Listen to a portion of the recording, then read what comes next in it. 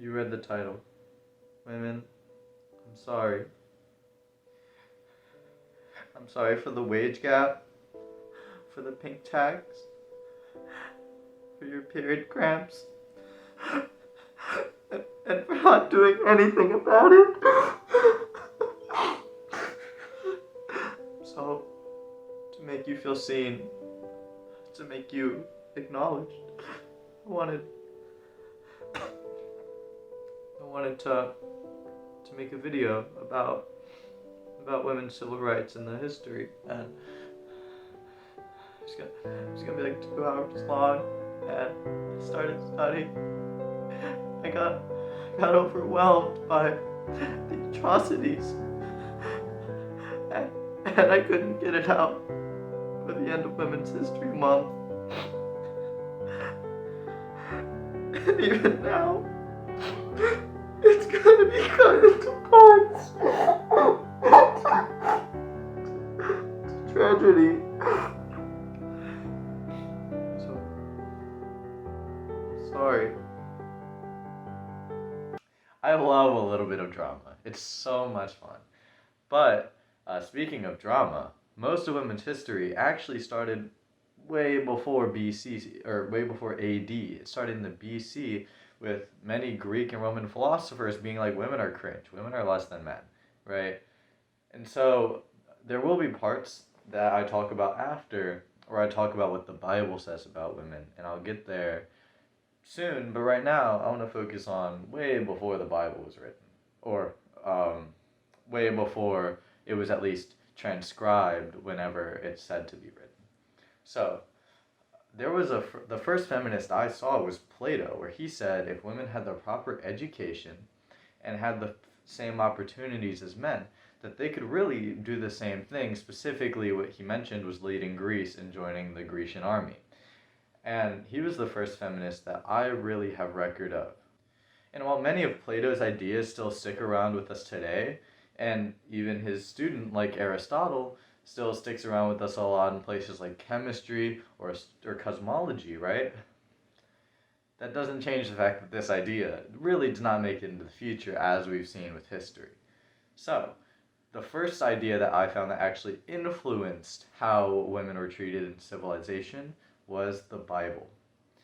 Now, somewhere in Ephesians, and I don't know the exact verse, I believe it's Ephesians 4:22 to 4:23, which says that women are essentially made to be submissive to their men as they would be to the Lord.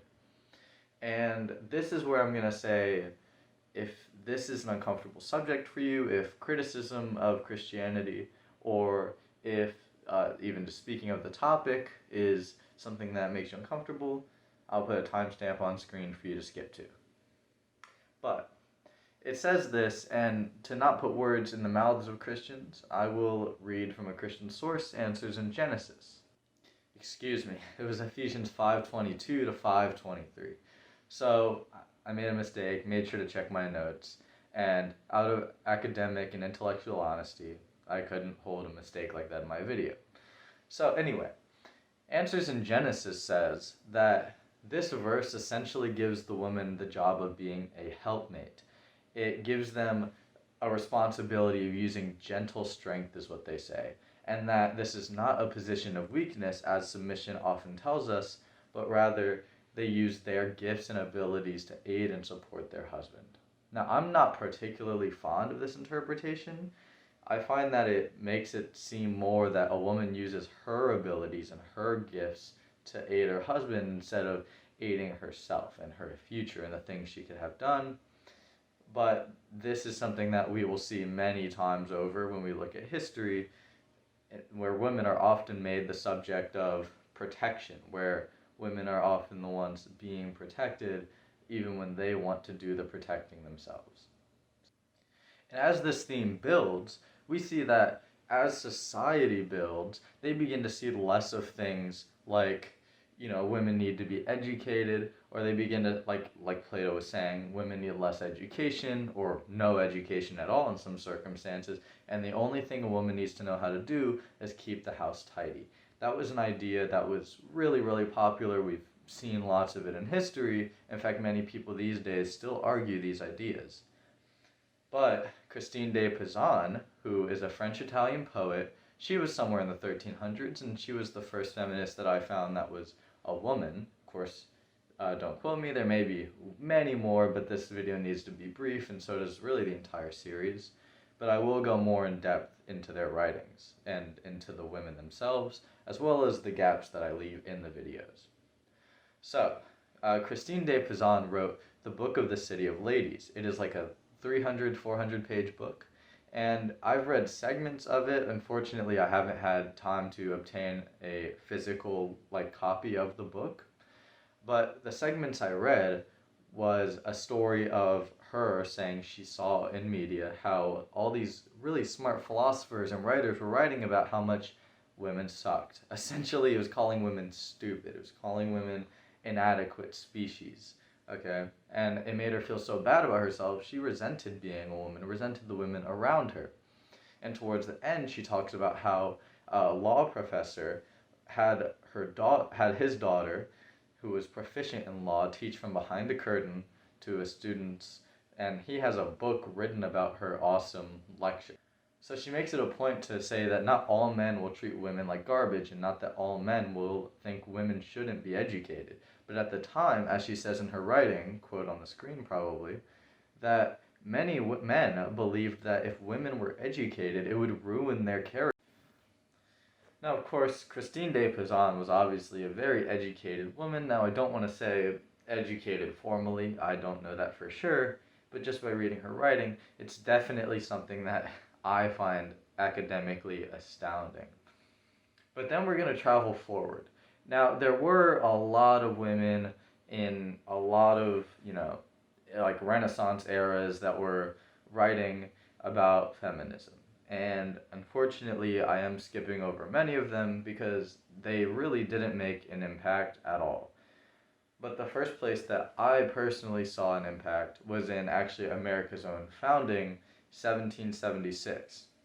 The Declaration of Independence was being written towards Britain, and as we know, John Adams, one of the founding fathers, had a wife, Abigail Adams, and she wrote him lots of letters. She was a very active feminist and social worker, and she wrote him a letter called Remember the Ladies, or at least that's what it's called today, where she says, don't let the husbands take charge. All men would be tyrants if they could. She also says that when he creates these laws, if they don't involve women in the process at all, as in if they don't get the right to vote or they don't get the right to run, right?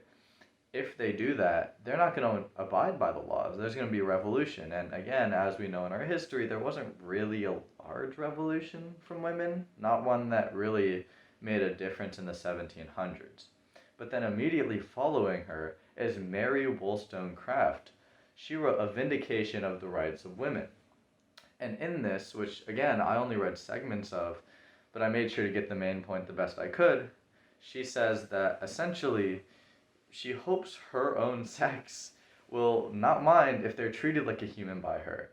Because at the time, women were really only given the role of being a housewife and given the same laws as children. Women didn't have the same amount of rights as a man, they had the same amount of rights as children.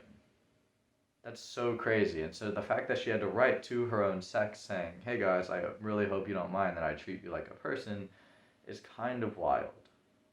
She then also says that the women in history that made a difference were not the most gentle or the most beautiful of their sex. And if we just look at the other examples I had, if we look at Mary Wollstonecraft, or we look at Abigail Adams, we look at Christine de Pizan, what we find in common with them is they had a pretty aggressive approach of trying to reason with men. They're both outwardly saying straight to a man, I want you to listen to me, which is not something that happened ever.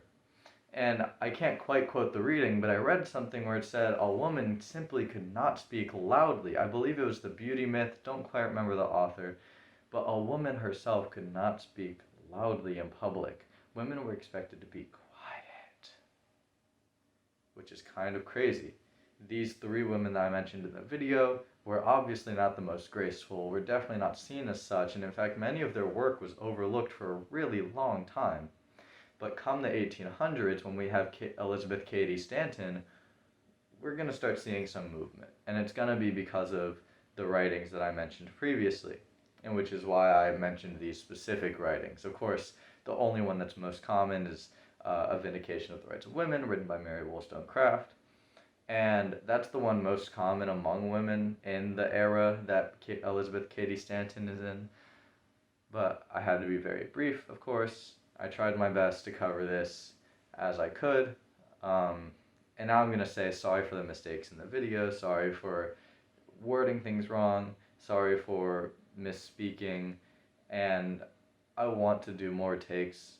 I just do not have it in me. It's really hard to make this video in the first place, and I'm new to this, and I don't want to follow a script. When I tried to follow a script for this video was very unenthusiastic. It was boring. It was not something I would watch. In fact, the way it is now is still not really something I'd want to watch myself.